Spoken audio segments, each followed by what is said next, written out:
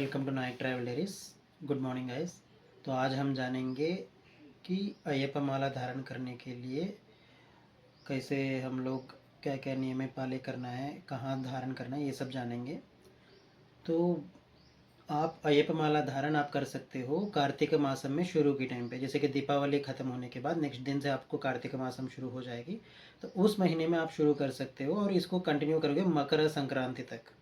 तो जनवरी में जो तक आप लोग मकर ज्योति करके होता है उधर, उस दिन तक आपको माला धारण बीच में कहीं पर भी कर सकते हो। आप प्रैक्टिस करो कि 41 डेज़ और 48 डेज़ का नियमों का पालन करना चाहिए, ठीक है।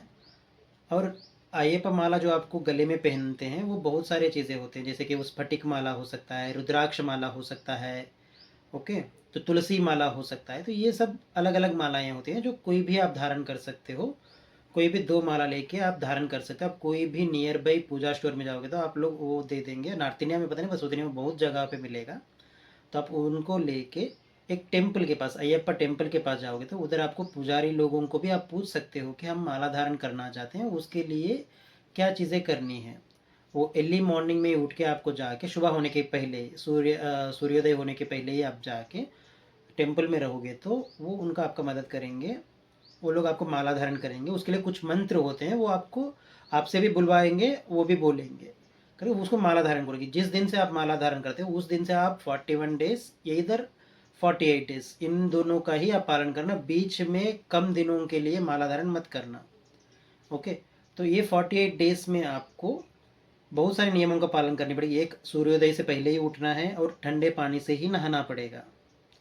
ये सारे रूल्स क्यों फॉलो करने, क्योंकि ये शनिदेव का बहुत सा असर आपके ऊपर नहीं पड़ने के लिए अय्यप्पा जी ने उनसे वादा किया है कि मेरे भक्त लोग जिसने भी मेरा माला धारण करते हैं वो सारे लोग आपकी ये सारी चीज़ें पालन करेंगे, ताकि आपका दृष्टि जो है इनके ऊपर बुरा असर हमारे भक्तों के ऊपर नहीं डालने के लिए, उसीलिए सारे रूल्स फॉलो करेंगे। जैसे कि शनिदेव ने बोला है कि जो भी वो लोग प्यार से अच्छे से रहना चाहते हैं, कष्ट नहीं लेना चाहते, वो सारी चीज़ें आपको वो देंगे। जैसे कि आपको कटिक नेला पे, जैसे कि ज़मीन के ऊपर ही सोना पड़ेगा, राइट। आपको तो अभी तक तो बेड के ऊपर, ये सब के ऊपर सो के बहुत अच्छे से आनंद लिया होगा। तो आपको ज़मीन के ऊपर सोना थोड़ा सा मुश्किल लग रहा होगा, तो वो आपको वो भी पालन करनी पड़ेगी। ज़मीन के ऊपर सोना पड़ेगा। कोई भी के फेस के ऊपर आपको जो भी आप यूज़ करते हो वो सब भी यूज़ नहीं करना है। नॉर्मली एक साधु संत का जीवन जीना पड़ेगा। नित्य ब्रह्मचारी रहनी पड़ेगी आपको। कोई भी किसी को भी आप बुरे नज़र से नहीं देखना चाहिए। एक दूसरे का इज्जत करना चाहिए। जैसे कि आप कोई भी दिखे आपके सामने उनको स्वामी के नाम से ही बुलाना चाहिए। अगर लेडीज़ हो तो माता के नाम से ही बुलाना चाहिए, ओके। तो इसी तरह, और सूर्योदय के पहले ही उठोगे आप। हर दिन आपको सूर्योदय के पहले ही उठना चाहिए, ठंडे पानी से नहाना चाहिए और भगवान का प्रार्थना करना चाहिए। और खाना जो होता है वो एक ही टाइम पे खाना चाहिए, जो दोपहर के टाइम पे। अगर आपको बहुत सारा प्रॉब्लम है, हेल्थ का मेडिकेशंस है, तो सीनियर सिटीजन हो, आप लोग अल्पाहार खा सकते हो। थोड़ा बहुत राइस के आइटम्स ना खा के मॉर्निंग टाइम पे थोड़ा बहुत अल्पाहार खा सकते हो, ठीक है। और दोपहर के टाइम पे भिक्षा ज़्यादा अच्छा से आपको जहाँ पर भी आपको शुद्ध मिलेगा वो खाना आप खा सकते हो। कोई भी नॉनवेज नहीं छूना चाहिए ये 48 डेज पूरा का पूरा, ओके। ये सारे नियम में होते हैं। अब ब्लैक ड्रेस ही पहनना चाहिए। ब्लैक ड्रेस को, जो कि शनिदेव को प्रिय है, वही कपड़े आपको पहनना चाहिए, ओके। और जब भी भिक्षा करने के टाइम, आप लोग भिक्षा करने के टाइम या तो पूजा पाठ करने के टाइम आप शर्ट उतारोगे। शर्ट उतार के आपने बिना शर्ट का, जो भी शर्ट आप ले रहे हो उस शर्ट का निकाल के आप लुंगी, पंचे से ही रहना चाहिए। लुंगी जो बोलते हैं ना, पंची से ही रहना चाहिए। पंचे बोलते हैं तेलुगु में, तो पंचे से ही रहना चाहिए, ताकि इससे ये बोलेंगे कि हम सब एक ही हैं, कोई दूसरा नहीं है। हम भी वो और हम दूसरा आदमी जो है वो हम और सेम ही है करके, ये बताने के लिए, इक्वालिटी दिखाने के लिए हम लोग शर्ट उतार के सब मंदिर के अंदर जाके दर्शन करेंगे। कहीं पर भी कोई भी टेम्पल हो वो सेम ही प्रैक्टिस होगा। और भिक्षा टाइम के टाइम पे भी जब भी आप खाना खाते हैं तो आप उतार के, शर्ट उतार के आप खाना खाना चाहिए। और जो खाना खाने के टाइम पे भगवान को भी थोड़ा सा प्रार्थना करके और उसको खा लेना चाहिए। ऐसा ना हो कि अपने भगवान को भी कोई थोड़ा बहुत, आपको प्रसाद जो भी मिलता है वो भगवान को देने के बाद ही आपको मिलता है, वो भी अच्छी बात ही है, ओके। इनके साथ साथ और क्या चीज़ें पालन करनी है। ये सारे चीज़ें आपको पालन करने के बाद 41 डेज़ 40 डेज़ जो भी आपको खाने के लिए बुलाएँगे, आप किसी को भी बिना रीज़न का मना मत करना। उनको कोई भी आपके पास रीज़न्स है तो आप रीज़न बता सकते हो, नहीं हो तो आप नॉर्मली उनसे शेयर कर देना कि मैं ये रीज़न्स की वजह से नहीं आ पा रहा हूँ। ओके, ये ठीक है ना? ये समझ गए आप।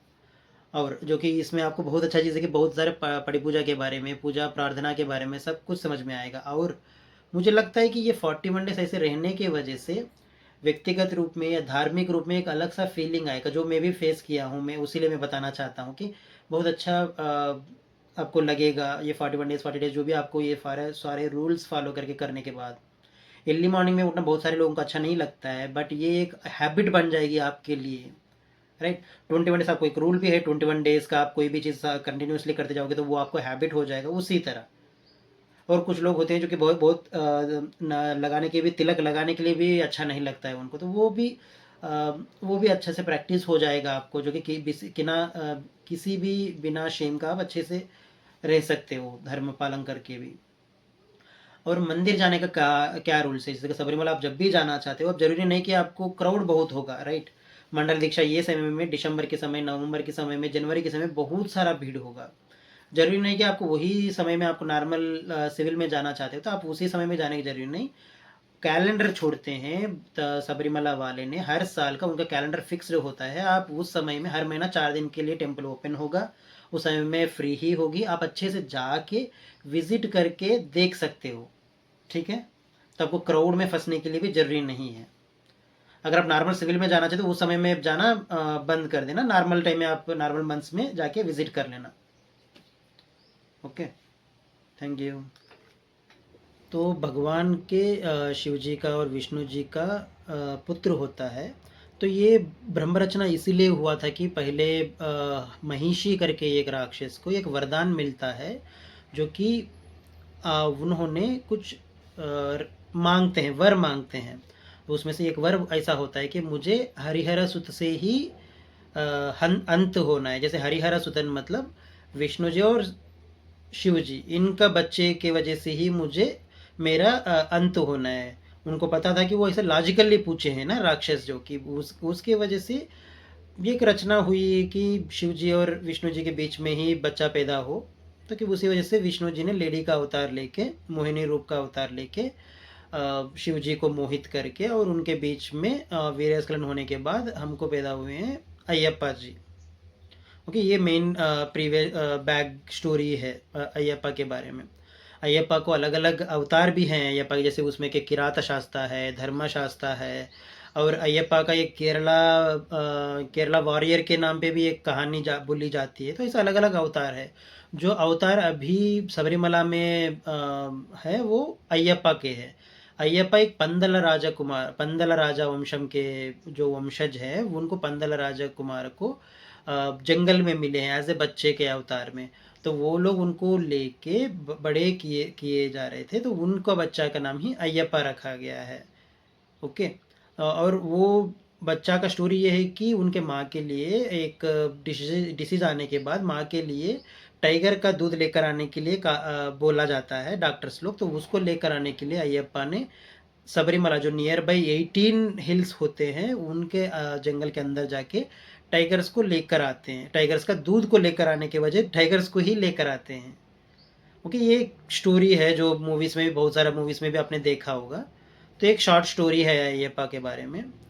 और इन्हीं को ही पूजा पूजा करने के लिए बहुत सारे भक्त आजकल के कलयुग में सबरीमला जाते हैं और व्यक्ति रूप से उधर जाके दर्शन करते हैं। जो भी उनका प्रकट करना है वो सब करेंगे उधर जाके। Thank you.